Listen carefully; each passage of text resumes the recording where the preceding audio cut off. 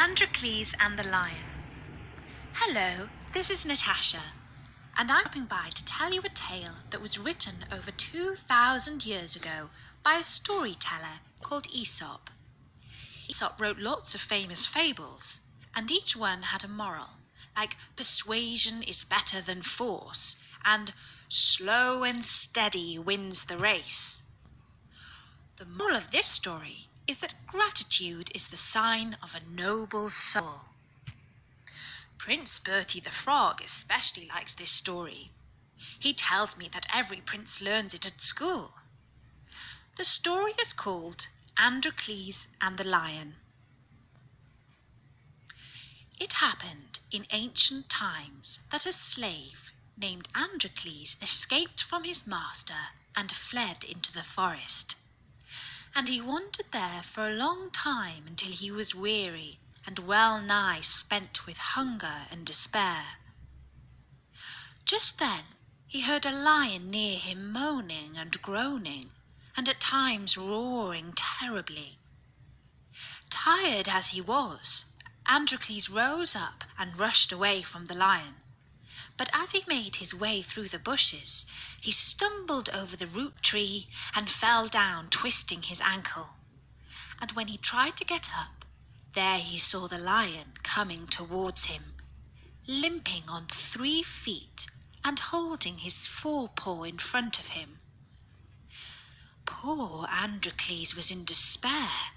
He had not strength to rise and run away, and there was the lion coming upon him. But when the great beast came up to him, instead of attacking him, it kept on moaning and groaning and looking at Androcles, who saw that the lion was holding out its right paw, which was covered with blood and much swollen. Looking more closely at it, Androcles saw a great big thorn pressed into the paw, which was the cause of all the lion's trouble. Plucking up courage, he seized hold of the thorn and drew it out of the lion's paw, who roared with pain when the thorn came out, but soon after found such relief from it that he rubbed up against Androcles and showed in every way that he knew that he was truly thankful for being relieved from such pain. Instead of eating him up, he brought him a young deer that he had slain, and Androcles managed to make a meal from it.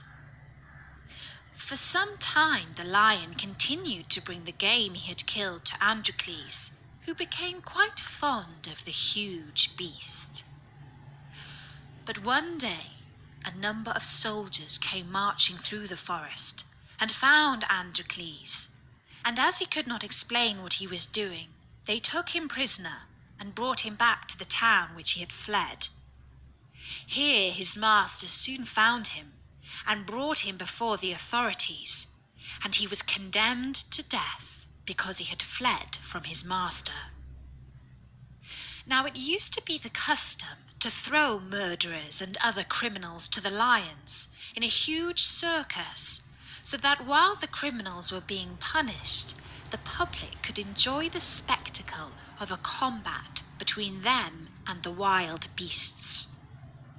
So Androcles was condemned to be thrown to the lions, and on the appointed day he was led forth into the arena and left there alone with only a spear to protect him from the lion.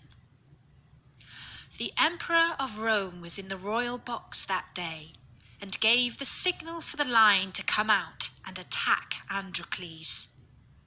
But when it came out of its cage and got near Androcles, what do you think it did?